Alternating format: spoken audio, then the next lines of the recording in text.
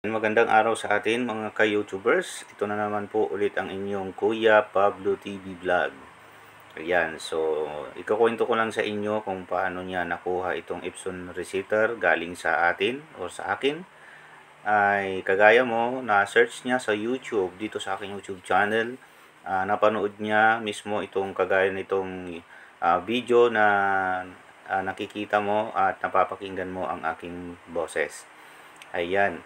So, mahalaga na tapusin mo ang video na to at para malaman mo kung paano mo makukuha ang Epson receiver na ito. Dahil mayroon tayong mga process na sasabihin at instruction para makuha mo itong Epson receiver. At huwag kang mag-alala dahil wala pong bayad itong atin pong ibinibigay na Epson receiver. Ayan, ito nga si Elias Kia Vargas ay humingi po siya. Nag-message po siya sa akin na kailangan niya ng Epson receiver na L3210. Ayan, kung sa mga model po ng receiver na hindi po kagaya nito, halimbawa so meron po tayong kailangang i-reset na printer na L3110. So meron din po tayo niyan. Yung XP series, XP model ng Epson ay meron din po tayo, o kaya yung WF, meron din po tayo. L series, yan, meron po tayo. So, ito yung sabi niya, good morning po, nag-follow na po ako, sana po ma-share nyo po sa yung receiver na Epson L3210. Salamat po and God bless. Ayan, so ito na po yung link na ibinigay po natin sa kanya, itong kulay blue. Ayan, isi-shade ko lang yan dahil medyo na ang ating YouTube ay mahigpit po sa mga ganitong link na pinapakita. So, minsan na po ako nagkaroon ng strike sa yung link na ganito, kaya nilagyan ko lang ng blurred. Ayan, don't worry kapag binigyan kita ng receiver ay ayan. So, kompleto po yung link niya. Ayan, okay po, open ko muna yung link. So, yan. Pagkasabi niya rito ay hindi siya ma-open po. So, may red na kulay X yung kanyang na-download. So, bakit? Kasi black. Blinak ni Google Chrome. Ayan. So, kung Chrome browser yung gamit po natin, ay hindi po advisable na i-download ang atin pong receiver na ibibigay sa inyo. So, ano po yung gagamitin nyo? Gumamit po kayo na Edge browser na built-in sa Windows 11 or Windows 10. O kaya Mozilla Firefox yung gagamitin po ninyo para ma-download nyo ng walang problema ang ating pong receiver na ipinamimigay. Then, kapag na-download nyo na po, ay kailangan po ninyo i-turn off ang inyong mga antivirus para hindi magka-problema ang ating pong pag-open ng ating pong program or ang ating adjustment program para sa ating printer at ma-reset po natin. Ayan, ito yung mga sumunod na picture na isinend niya sa atin na hindi successful yung pag-open niya ng kanyang na-download na file. Ayan, hindi po siya ma-open po sir. So, humihingi ulit ng password. Don't worry about the password dahil ang password ay binibigay po natin kaagad kapag kailangan talaga natin na i-reset yung ating printer. So, yan. Okay po sir. Ang application password po ay nandyan na. So, binigay ko na yung password. Okay po sir. Mahina po talaga ang signal po namin. Thank you for so much. Excuse me po. Ayan din. Pagkatapos ng mga ilang minuto na nag-chat siya sa akin, sir, thank you so much. Yan na, green na yung kanyang ilaw, yung kanyang Epson L3210. So, it means na okay na yung kanyang printer. Okay na po ang printer. Thank you so much po talaga. Magkano po ang bayad, sir? So, yan. Biniro ko siya na pwedeng pangkape. Okay lang po ba?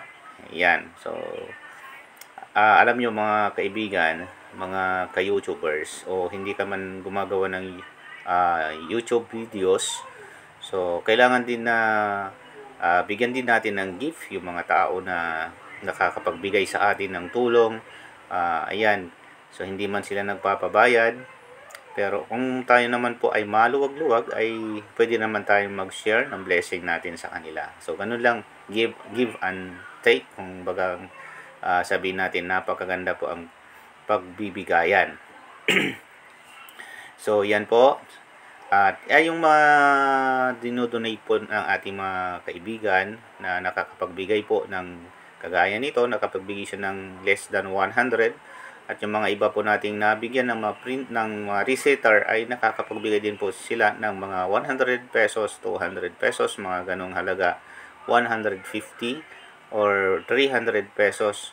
So, ayan po ay nagagamit din po natin na pang-load. Siyempre, hindi po libre ang internet. So, binabayaran po natin ang internet. Yan po ay nagagamit din po natin pangbayad ng ating internet connection, pang-load po natin para yung mga susunod po na humihingi ng Epson receiver ay mabigyan din po natin. So, kagaya mo din ay ginamit ko lang din po yung mga load ng naunang nabigyan ko ng Epson receiver na yung mga donation nila. So, hindi naman lahat ay nakakapagbigay. Ayan.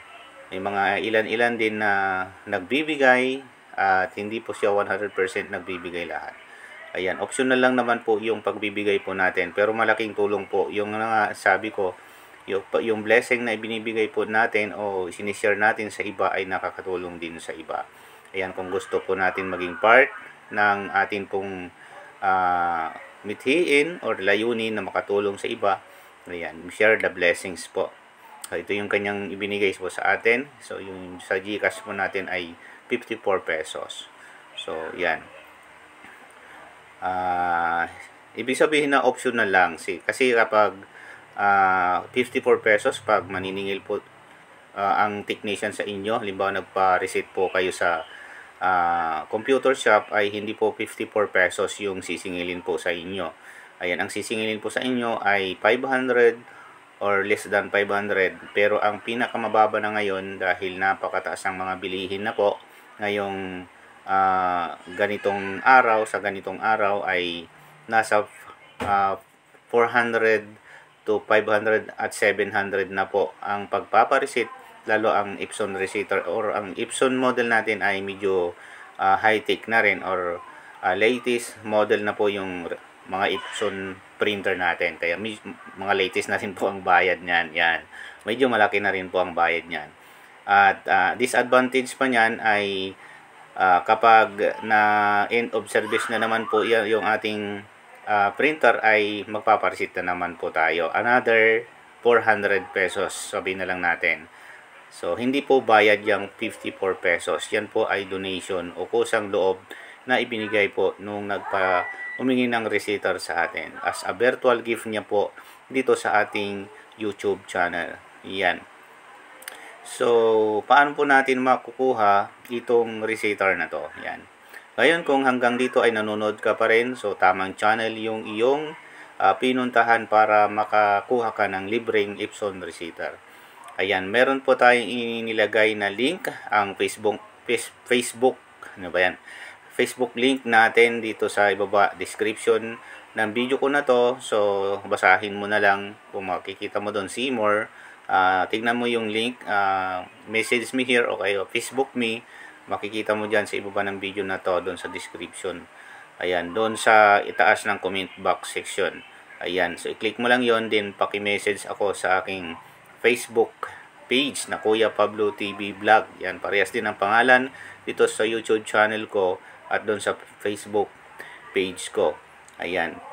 So, ngayon, wag mo sanang kalimutan mag-subscribe at i-click ang notification bell button at paki-share na din po ang ating video kung nagustuhan mo ang mga ganitong content. Ayan, para makatulong po tayo sa iba. So, gayon din kung nabisita mo yung aking nakapag-desisyon ka na nahihingi ng Epson receiver at ready ka na i-message ako sa aking Facebook Messenger, ay paki-support na rin po yung aking Facebook page, no? Paki-follow na rin, like and share and comment. So, wag nating kakalimutan na mag-share at mag-comment, mag-follow sa ating Facebook page. So, hanggang yan na lang mga kaibigan. Ayan. Salamat kung hanggang dito ay napanood mang video na to. Maraming salamat po. God bless and mabuhay po tayong lahat. Mapagpalang araw sa iyo. Bye-bye.